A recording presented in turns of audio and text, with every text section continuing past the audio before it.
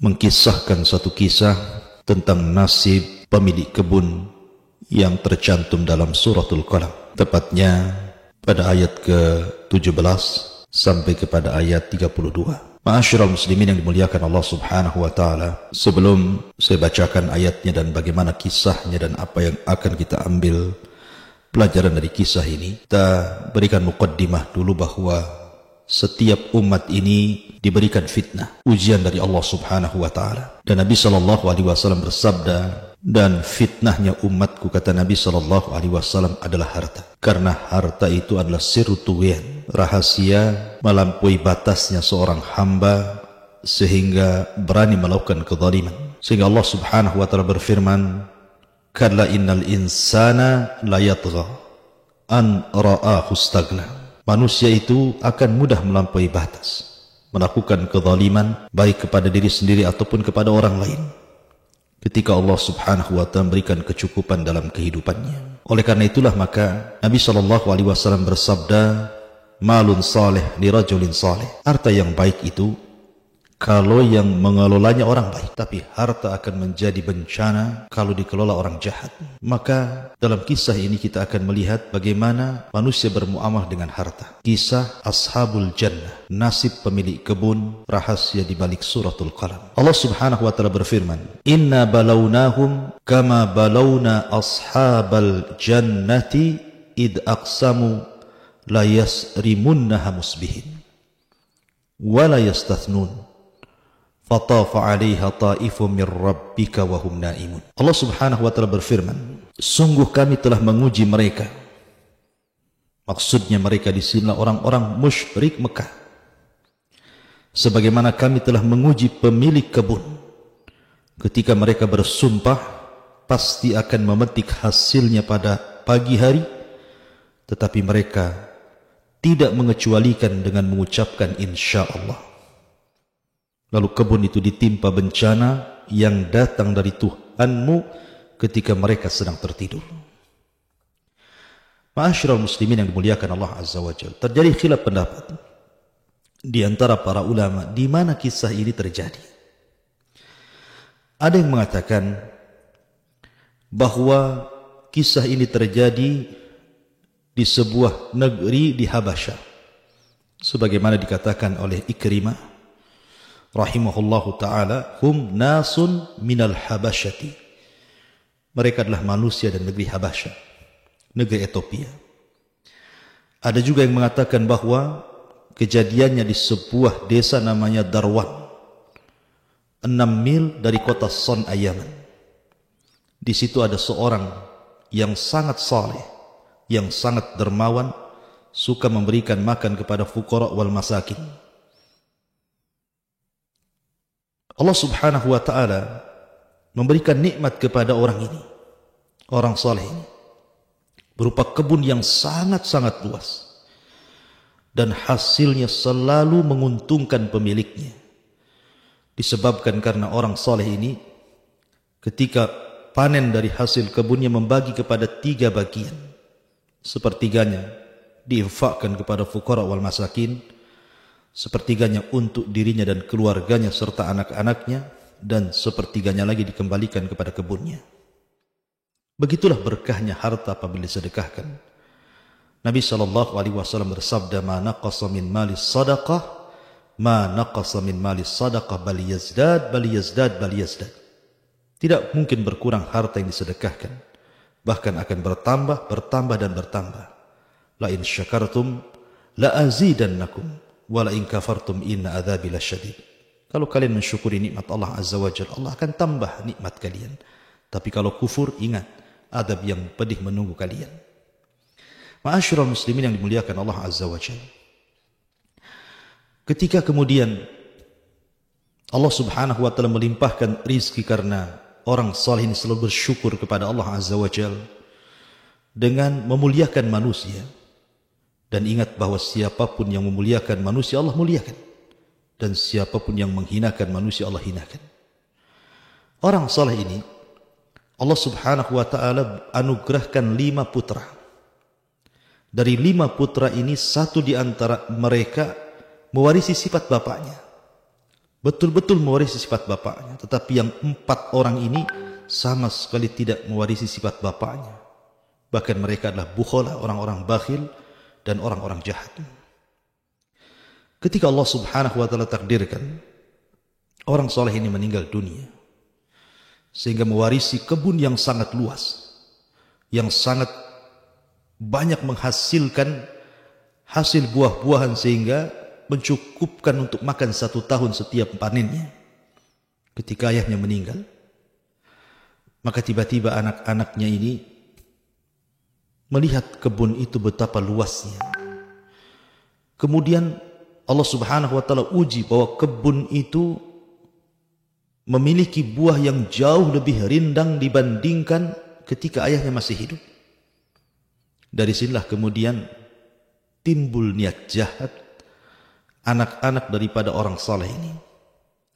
Akhirnya kemudian mereka pun bersumpah untuk tidak membagi hartanya kepada manusia, kepada orang-orang fakir, kepada orang-orang miskin.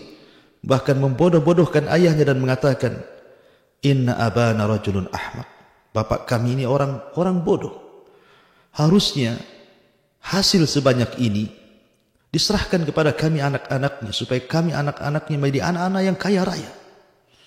Lihat bagaimana niat yang jahat yang dilakukan anak-anaknya berbeda dengan ayahnya, seorang yang saleh dan dermawan. Makanya Allah subhanahu wa ta'ala berfirman di sini, inna balawnahum kama balawna ashabal jannah. Ketika orang-orang Quraisy tertimpa paceklik hebat luar biasa, sehingga sebagian mereka kelaparan karena paceklik yang berkepanjangan, maka Nabi SAW disuruh membacakan ayat ini kepada mereka. Dan Allah katakan, inna balawnahum kama balawna ashabal jannah. Sesungguhnya kami telah menguji mereka, orang-orang musyrik Arab itu, orang-orang musyrik Quraisy itu. Bagaimana tidak? Ketika Allah subhanahu wa ta'ala berfirman kepada mereka, li'ila fi Quraisyin ila fihim rihlatas syita'i was saif falyabudu rabb hadzal bait alladzi at'amahum min ju'in wa amanahum min khauf. Allah berikan 2 kenikmatan hebat bagi orang-orang Quraisy ini. Pertama, keamanan, dan yang kedua, rizki yang melimpah. Tetapi karena mereka kufur kepada Allah subhanahu wa ta'ala, akhirnya Allah kirim paceklik hebat. Makanya Allah subhanahu wa ta'ala katakan, sesungguhnya kami telah menguji mereka, orang-orang musyrik Mekah, sebagaimana kami telah menguji pemilik kebun ketika mereka bersumpah pasti akan memetik hasilnya di pagi hari. Inna balawnahum kama balawna ashabal jannah idh aqsamu. Ketika mereka bersumpah, la yasrimunnaha musbihin, mereka pasti akan memetik hasil kebun yang melimpah ruah ini. Ketika ayahnya meninggal dunia, kemudian mewarisi kebun yang sangat luas sekali, yang sangat menghasilkan dengan panen yang begitu banyak, maka anak-anaknya, mereka mulai melihat harta yang begitu banyak. Mereka pun mulai berniat dengan niat yang sangat tidak baik, tidak terpuji. Mereka bersumpah tidak akan memberikan hasil yang akan dipanen mereka kepada orang-orang miskin, kepada fuqara wal masakin. Bahkan mereka digambarkan dalam Al-Quran wala yastathnun. Saking semangatnya mereka hendak memetik hasilnya, kemudian bersumpah untuk tidak memberikan kepada fuqara wal masakin sebagai zakat dan sedekahnya. Wala yastathnun. Mereka sama sekali tidak akan mengecualikan kepada fuqara wal masakin. Ada juga yang mentafsirkan wala yastathnun itu artinya mereka lupa mengucapkan insyaallah. Jadi ketika mereka hendak berangkat memetik hasilnya, lupa mengucapkan insyaallah karena niat jahat mereka. Apa yang terjadi? Allah subhanahu wa ta'ala firmankan, fatafa 'alaiha ta'ifum mir rabbika wa hum naimun. Lalu kebun itu ditimpa bencana yang datang dari Tuhanmu ketika mereka sedang tertidur. Subhanallah. Rata-rata azab Allah subhanahu wa ta'ala itu terkadang Allah kirim di waktu manusia sedang lalai. Afa aminu makrallah. Apakah mereka merasa aman dari makar Allah subhanahu wa ta'ala? An ya'tiyahum bayatan wa hum na'imun. Ketika datang kepada mereka di malam hari mereka sedang tertidur? Ataukah datang kepada mereka di waktu duha mereka sedang bermain-main? Begitulah azab Allah subhanahu wa ta'ala. Rata-rata datang ketika lalainya manusia dan umumnya di malam hari. Kita lihat di negeri kita saja. Yang baru-baru ini terjadi musibah di Floresan. Saya mendengar cerita bahwa musibah itu datang di malam hari. Anda bisa bayangkan batu-batu besar bisa menggelundung dari bukit-bukit dan gunung-gunung sehingga meratakan satu desa. Ratusan jiwa melayang, yang lainnya belum ditemukan. Dan itu kejadian di malam hari. Ya. Begitulah Allah subhanahu wa ta'ala. Apabila mengirim ujian berupa bencana, terkadang Allah subhanahu wa ta'ala kirim di saat manusia tidak sempat mereka bertobat kepada Allah azza wa jalla. Di saat mereka lalai, tertidur. Dari sini jangan pernah merasa aman dari makar Allah subhanahu wa ta'ala. Lihat ashabul jannah di sini. Lihat pemilik kebun ini dihancurkan oleh Allah subhanahu wa ta'ala di malam hari. Sementara mereka tidak mengetahui kalau kebunnya itu sudah tidak ada lagi. Lihat bagaimana Al-Quran menggambarkan. Allah mengatakan, fa asbahat kassarim. Maka jadilah kebun itu hitam seperti malam yang gelap gulita. Di malam itu Allah subhanahu wa ta'ala kirimkan halilintar dengan percikan api sehingga membakar seluruh kebunnya. Sehingga di pagi hari mereka tidak tahu kalau kebunnya itu sudah menjadi gelap gulita, menjadi gosong karena terbakar api yang Allah kirimkan kepada kebunnya. Hilang hasilnya. Bahkan pohon-pohonnya pun ikut mati karena terbakar. Fa asbahat kassarim. Fatanadaw musbihin. Lalu di pagi hari mereka saling memanggil. Mereka saling menemui saudara-saudara mereka. Ayo kita persiapan. Hari ini kita akan panen besar. Hari ini kita akan kaya. Hari ini kita akan memetik hasilnya. Kita akan kaya raya. Seolah-olah mereka mengatakan mereka tidak tahu kalau kebunnya sudah tidak ada lagi. Maka Allah subhanahu wa ta'ala katakan, Anighdu ala harthikum in kuntum sadikin. Pergilah pagi-pagi ke kebunmu jika kamu hendak memetik hasilnya. Fantalaku wahum yatakhafatun. Alla yadkhulannaha al-yawma alaikum miskin. Dan berangkatlah mereka pada pagi hari itu dengan niat hendak menghalangi orang-orang miskin. Padahal mereka mampu untuk menolongnya. Subhanallah. Harta sebanyak itu, kalau seandainya mereka bagikan kepada fuqara wal masakin, tidak akan habis dimakan 1 tahun. Tapi karena niat yang jahat, kebakhilan yang tertanam di hati-hati mereka, mereka rakus dengan dunia, akhirnya mereka pun berniat untuk tidak menolong para fuqara wal masakin. Tidak sebagaimana ayah mereka semasa hidupnya. Seorang yang saleh, yang selalu membagi sepertiga hartanya untuk fuqara wal masakin sehingga Allah jaga kebunnya, Allah jaga hasilnya. Ingat sebuah riwayat. Ketika ada seorang laki-laki di zaman Bani Israel atau di zaman yang lainnya, sebutkan dalam Sahih Bukhari. Seorang laki-laki ini berjalan di kebun. Tiba-tiba melihat ke langit ada awan hitam yang sedang berjalan. Subhanallah, di balik awan itu ada suara. Asqi hadiqata fulan. Hujani kebunnya si fulan ibn fulan.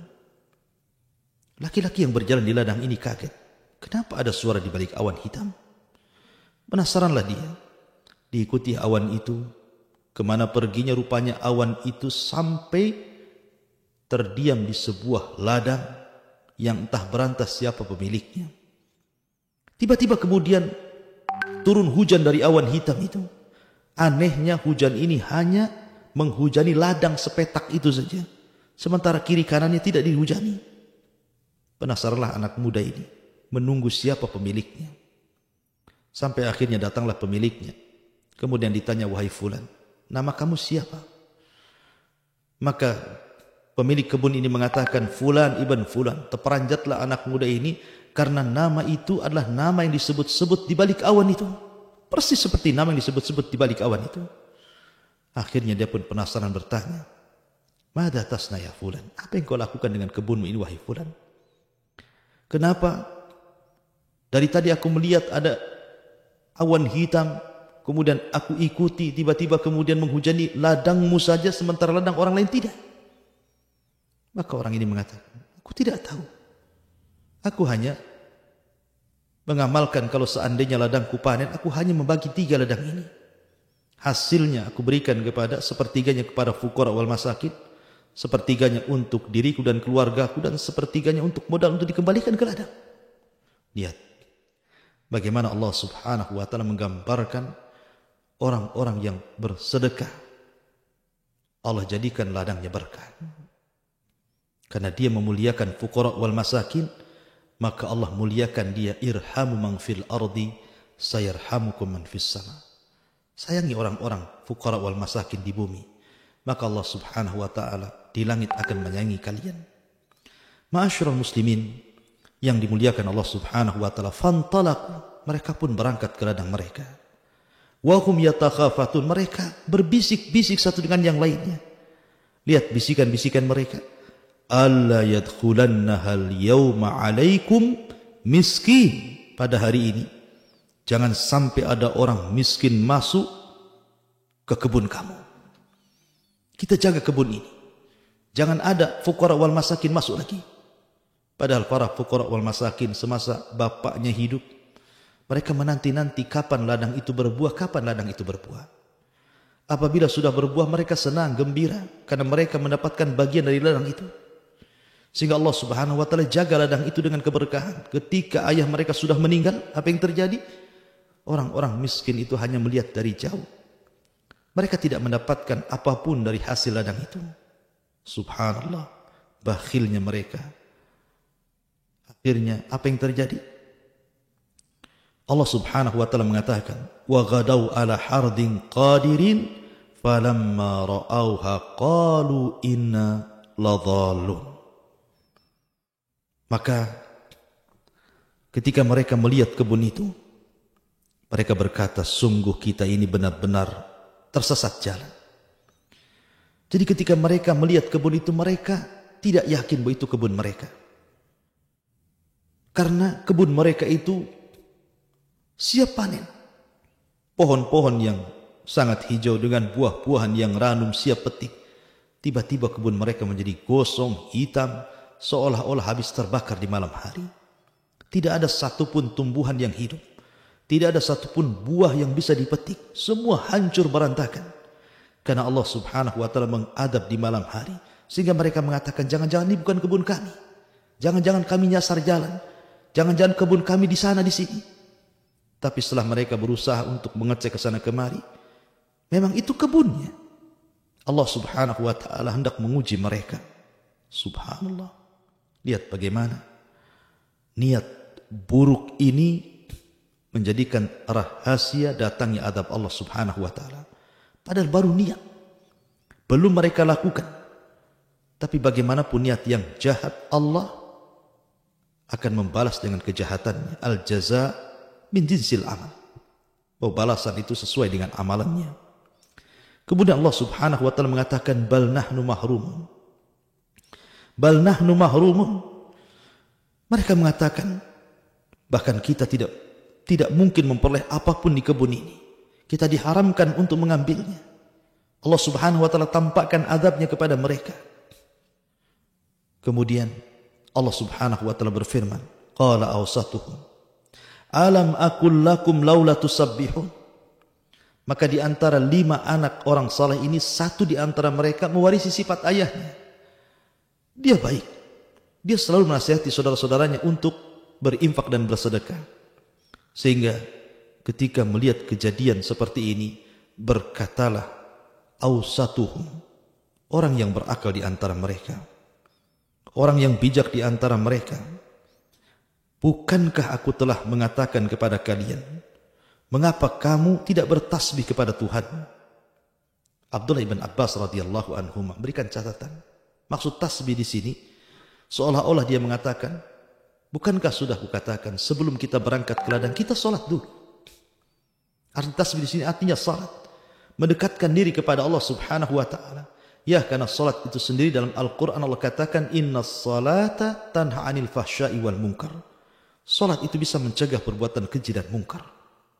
Artinya kalau seandainya mereka salat dulu, boleh jadi niat jahat itu bisa hilang. Tapi karena mereka tidak mendekatkan diri kepada Allah, hawa nafsu sudah menguasai mereka, mereka lupa diri. Seolah-olah mereka akan beruntung, tapi rupanya mereka malah buntung, tidak mendapatkan apapun. Ada juga yang mengatakan bahwa yang dimaksud tasbih di sini mengucapkan kalimat insyaallah wala yastathnun. Mereka lupa mengucapkan insyaallah. Ingat bahwa kalimat insyaallah ini kalimat berkah. Siapapun yang mengucapkannya wufik akan diberikan taufik. Jangankan kita, para nabi dan rasul, ketika mereka lupa mengucapkan insyaallah, apa yang terjadi? Allah uji mereka. Sekelas Nabi Musa alaihi salatu wassalam, kurang apa Nabi Musa itu? Seorang nabi, seorang rasul, ulul azmi. Bahkan dia nabi pilihan dari nabi-nabi Bani Israel. Kalimullah. Dan dia juga salah satu nabi yang ditemui Rasul dalam peristiwa Mi'raj. Ketika dia sedang berkhutbah, datang seorang laki-laki mengatakan, "Ya Musa, adakah orang yang lebih alim dari dirimu?" Musa nampak sifat kemanusiaannya dan mengatakan tidak ada. Lupa dia mengucapkan insyaallah. Harusnya dia mengatakan insyaallah tidak ada. Sebenarnya kalimat Nabi Allah Musa ini tidak salah. Karena memang di zaman itu tidak ada orang yang lebih alim melebihi Nabi Musa alaihi salatu wassalam. Hatta Harun sekalipun, saudaranya. Tetapi ketika Allah Subhanahu wa ta'ala melihat Nabi Musa tidak menggantungkan kepada masyiahnya, kehendaknya, maka Allah pun kemudian menguji Musa dan mengatakan ada. Ada orang yang memiliki pengetahuan yang engkau tidak punya. Akhirnya Allah Subhanahu wa ta'ala menguji Musa untuk mencari orang itu tanpa alamat yang jelas. Alamatnya hanya temui orang itu di pertemuan dua lautan. Dan cirinya ketika ikan asin yang kau bawa itu hidup kemudian loncat di sungai, maka ikutilah aliran air, aliran ikan itu, kau akan berjumpa dengan orang yang jauh lebih alim dibandingkan dirimu. Maksudnya Khadir alaihi salam. Lihat bagaimana Musa diuji oleh Allah Azza wa Jalla. Bahkan bukan Musa saja, Nabi kita Muhammad sallallahu alaihi wasallam. Ketika orang-orang musyrik ada bahan dari orang-orang Yahudi Madinah dengan 3 soalan yang ditanyakan kepada Nabi sallallahu alaihi wasallam. Kata orang Yahudi, tanyakan kepada yang mengaku nabi di daerahmu di Mekah itu dengan 3 soalan. Kalau dia sanggup menjawab, dia seorang nabi. Tapi kalau tidak sanggup menjawab, dustakan kenabiannya. Pertama, tanyakan kepada dia soal ruh. Yang kedua, tanyakan kepada dia soal makanan yang pertama dimakan penduduk surga.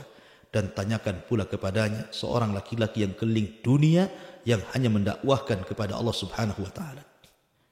Dalam riwayat, tanyakan pula anak-anak muda yang terjerembab dalam gua. Berangkatlah orang musyrik dengan bahan dari orang Yahudi ini, hendak mengolok-olok Nabi sallallahu alaihi wasallam. Dan mereka mengatakan, "Ya Muhammad, kalau engkau seorang nabi, kami memiliki 3 soalan. Kalau kau bisa menjawab, kami beriman. Tapi kalau kau tidak bisa menjawab, maka kami dustakan kenabianmu." Mendengar mereka berjanji akan beriman, tentu Rasul senang.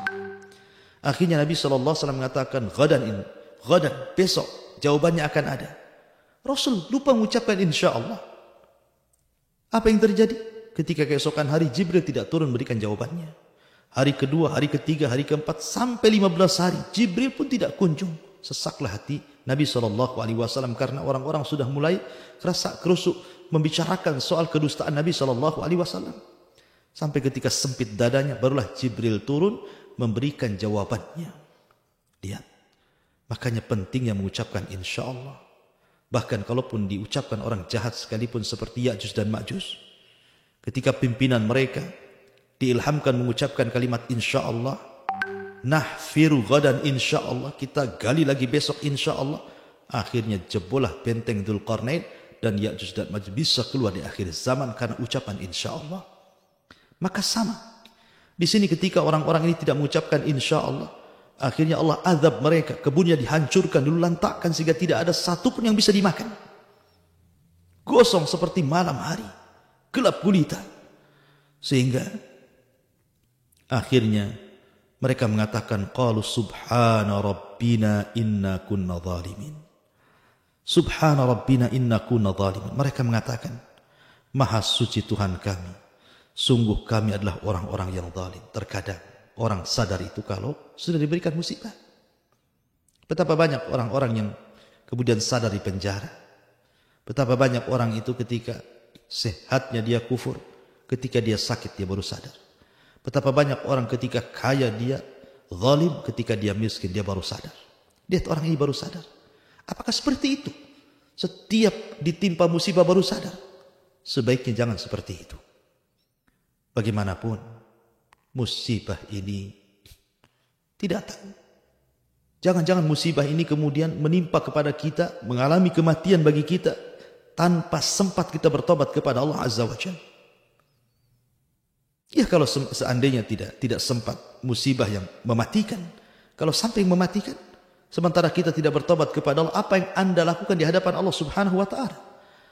Tapi lihat di sini, Allah gambarkan terkadang Allah itu memberikan musibah untuk menyadarkan manusia.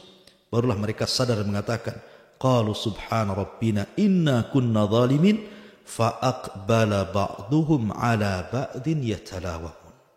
Mulailah mereka saling menyalahkan satu dengan yang lain. Itu gara-gara kamu. Yang satu mengatakan gara-gara kamu. Yang satu mengatakan kamu. Ya, akhirnya satu dengan yang saling menyalahkan. Kamu yang punya ide, kamu yang punya pendapat. Gara-gara kamu seperti ini dan seperti itu. Menyalahkan satu dengan yang lainnya. Qalu ya wailana inna kunna taghin. Mereka berkata, celaka kita. Sesungguhnya kita adalah orang-orang yang melampaui batas. Ya, karena harta itu sirru tughyan. Harta itu rahasia orang melampaui batas. Makanya kenapa ada sebuah riwayat walaupun dilemahkan oleh para ulama, tapi maknanya sahih, riwayat Al-Baghawi. Terkadang Allah Subhanahu wa taala sengaja tidak memberikan kekayaan kepada orang miskin, karena kalau seandainya dia kaya, mungkin dia lebih melampaui batas kepada Allah. Atau terkadang Allah Subhanahu wa taala tidak menjadikan orang itu miskin dan Allah memberikan kekayaan, sebab kalau dia miskin bisa saja kemudian dia lebih durhaka kepada Allah Azza wa Jalla. Atau mungkin orang yang sakit diberikan sehat, sengaja Allah lamakan sakitnya, sebab kalau dia sehat makin bermaksiat kepada Allah Azza wa Jalla. Atau mungkin sebaliknya, Allah tidak berikan penyakit, sebab kalau Allah berikan sakit, boleh jadi kemudian dia kufur kepada Allah Subhanahu wa taala. Ya, ada hamba-hamba yang seperti itu. Ya, ma'asyiral muslimin yang dimuliakan Allah Subhanahu wa taala. Asa rabbuna an yubdilana khairan minha inna ila rabbina raghibun. Mudah-mudahan Tuhan memberikan ganti kepada kita dengan kebun yang lebih baik daripada yang ini. Sungguh kita mengharapkan ampunan dari Tuhan kita. Ya, harusnya seperti itu. Orang yang berbuat dosa harus minta ampun kepada Allah Azza wa Jalla, istighfar. Karena Allah yang mengatakan, faqultu astaghfiru rabbakum innahu kana ghaffara yursilis sama 'alaikum midrara wa yumdidkum bi amwalin wa banin wa ja'alnakum jannatin wa ja'alnakum anhara. Allah mengatakan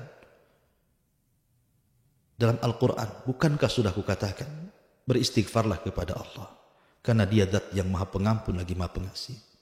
Sebab kalau kalian memperbanyak istighfar, yursilis sama 'alaikum midrara, terkadang Allah akan banjiri kalian dengan hujan yang akan menyuburkan lahan dan ladang kalian. Bahkan Allah akan berikan banyak kekayaan dan keturunan, dan Allah akan hijaukan kebun-kebun kalian, dan Allah akan alirkan sungai-sungai kalian. Begitulah faedah istighfar. Makanya kenapa istighfar ini adalah sirrul barakah. Orang yang banyak istighfar, rahasia hidupnya diberkahi Allah Subhanahu wa taala. Kemudian Allah Subhanahu wa taala katakan, kadzalika al-adzab wa la adzabul akhirati akbar law kanu ya'lamun. Allah mengatakan seperti itulah adab Allah di dunia, dan sungguh adab akhirat lebih besar sekiranya mereka mengetahui. Subhanallah. Kalau seandainya Allah Subhanahu wa taala tidak mengadab manusia, menyegerakan di dunia, dan Allah gabungkan adab di akhirat, semuanya tidak akan ada yang selamat, bahkan tidak ada orang yang masuk surga. Tapi terkadang Allah subhanahu wa ta'ala dengan keadilannya terkadang menyegerakan adab di dunia sebagai kafarah dosa-dosanya. Begitulah Allah subhanahu wa ta'ala menjanjikan kepada hamba-hambanya. Tapi ada dua dosa yang adabnya lipat di dunia juga diberikan, di akhirat juga menunggunya. Nabi SAW mengatakan, ma min dzambin ajjalallahu ukubatahu fid dunya qabla al-akhirah al-baghyu wa qati'atur rahim.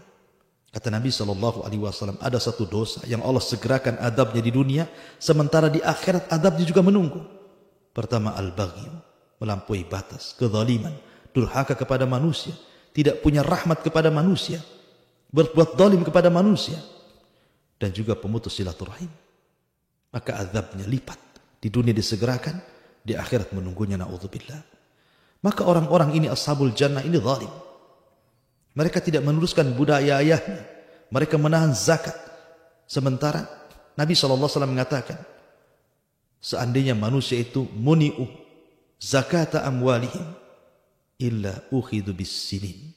Ketika mereka mencegah zakat-zakat harta mereka, maka mereka akan diazab dengan paceklik yang hebat, kata Nabi SAW. Ma'asyiral muslimin yang dimuliakan Allah subhanahu wa ta'ala.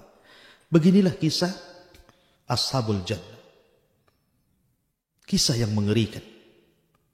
3 anak orang saleh menjadi ibrah bagi dunia, bagi anda pemilik harta.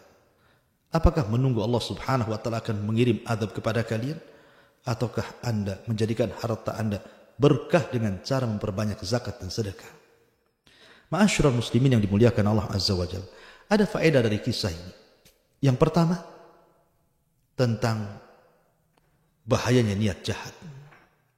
Jangan pernah memiliki niat jahat. Karena niat jahat itu adalah rahasia turunnya azab Allah subhanahu wa ta'ala. Lihat kisah ini. Ketika 5 orang ini, atau 4 orang yang satunya orang yang berakal ini, niat jahat untuk tidak memberikan sebagian harta mereka kepada fuqara wal masakin, padahal sudah budaya bapak-bapak mereka seperti itu. Niat jahat mereka, al jaza'u min jinsil amal, bahwa balasan itu disesuaikan dengan pekerjaannya. Ketika ada niat jahat, Allah balas dengan kejahatan. Yang kedua, terkadang Allah subhanahu wa ta'ala membiarkan manusia dalam kondisi seperti itu. Mungkin dia kaya, kalau difakirkan dia makin kufur. Mungkin dia fakir, kalau dikayakan dia kufur. Mungkin dia sakit, kalau disehatkan dia kufur. Mungkin dia sehat, kalau disakitkan dia kufur. Ya, terkadang manusia seperti itu. Ada orang-orang tertentu yang Allah subhanahu wa ta'ala biarkan dia kaya, biarkan dia miskin, biarkan dia sakit, biarkan dia sehat. Sebab kalau seandainya Allah berikan nikmat lebih, mereka akan kufur. Yang ketiga, bahwa siapapun yang bersedekah, ingat Al-Quran sudah mengatakan bahwa sedekah itu akan berkah dan bertambah. Nabi SAW yang mengatakan, bal yazdad, bahkan akan bertambah dan bertambah dan bertambah. Jangan seperti paradigma sekuler, yang kalau seandainya kita infak 1 juta, hilang 1 juta dalam dompet. Tapi gunakan paradigma Al-Quran yang kalau anda sedekah 1 juta akan dilipat gandakan 700 kali lipat. Dan yakinlah janji Allah subhanahu wa ta'ala, innallaha ghaniyun hamid. Allah itu zat yang paling kaya. Kalaupun satu dunia ini meminta kepada Allah, kemudian Allah subhanahu wa ta'ala berikan setiap permintaannya, itu hanya seperti setetes yang ada di ujung jarum yang dicelupkan di tengah lautan. Kekayaan Allah itu selaut, sementara yang diberikan kepada seluruh manusia hanya setetes dalam ujung jarum saja. Karena Allah itu kaya raya. Ya, maka yakin dengan janji Allah subhanahu wa ta'ala. Kemudian yang keempat, bahwa balasan itu sesuai dengan amalannya. Barang siapa yang menuai kebaikan, barang siapa yang menanam kebaikan, maka dia akan menuai kebaikan. Barang siapa yang menanam keburukan, maka dia akan menuai keburukan. Wa man ya'mal mithqala dzarratin khairan yara wa man ya'mal mithqala dzarratin syarran yara. Siapapun yang beramal kebaikan walaupun sebiji zarah, tetap ada balasannya. Siapapun yang beramal keburukan walaupun sebiji zarah, tetap ada balasannya. Oleh karena itulah maka rajin-rajinlah berbuat kebaikan supaya anda akan menuai kebaikan. Dan ingat, sudah banyak kejadian-kejadian di masyarakat. Orang-orang yang sukses karena mereka rajin bersedekah. dan orang-orang yang gulung tikar karena mereka bakhil, tidak mau bersedekah. Lihat dalam Al-Quran, lihat kisah Qarun dan Sulaiman. Qarun dulunya orang ahli ibadah, seorang tarannum Taurat terbaik, bahkan suaranya indah, dicintai manusia. Tapi ketika diuji oleh Allah Subhanahu wa ta'ala dengan kekayaan yang melimpah, kufurlah dia. Dan dia mengatakan kepada hartanya, innama utitu min ilmin indi. Harta ini aku punya karena kemampuanku, aku bisa kaya, bukan karena Allah Azza wa Jalla. Akhirnya Allah katakan, wa khasafna bihi wa bidarihil arda. Kami tenggelamkan Qarun dan seluruh hartanya ke dalam bumi. Tapi lihat Sulaiman, Allah berikan kekayaan dan Allah kekalkan kekayaannya karena dia mengucapkan, hadza min fadli rabbi. Ini semua karunia Allah yang Allah berikan kepadaku. Allah sengaja mengujiku untuk aku kufur ataukah aku syukur. Dan Sulaiman hamba Allah yang bersyukur sehingga Allah tetapkan kekayaannya, kekuasaannya. Karena itu berkah daripada syukurnya Sulaiman atas harta yang Allah anugerahkan kepada dia. La in syakartum la azidannakum wa la in kafartum inna adzabi lasyadid. Kemudian yang terakhir, lihat kisah Ashabul Jannah ini. Bagaimana Allah Subhanahu wa ta'ala mengadab ketika mereka sedang tidur, lalai. Maka dari sini jangan pernah merasa aman dari makar Allah. Karena orang yang merasa aman dari makar Allah itu hanya orang-orang zalim. Maka berlindunglah kepada Allah Azza wa Jalla. Minta perlindungan kepada Allah. Agar harta kita diberkahi, anak-anak kita diberkahi, keluarga kita diberkahi dengan cara apa? Syukuri semuanya. Kalau itu berkaitan dengan harta, belanjakan di jalan Allah. Sedekahkan sebagian harta kita kepada fuqara wal masakin. Sedekahkan harta kita untuk pembangunan masjid, pembangunan sekolah, pembangunan pesantren, yayasan dakwah, radio dan begitu seterusnya yang kemudian mengacu pada dakwah ilallah azza wa jalla. Karena itu rahasia keberkahan dari harta kita. Wallahu a'lam bishawab. Ini di antara kisah Ashabul Jannah, rahasia di balik suratul Qalam. Mudah-mudahan ada manfaatnya.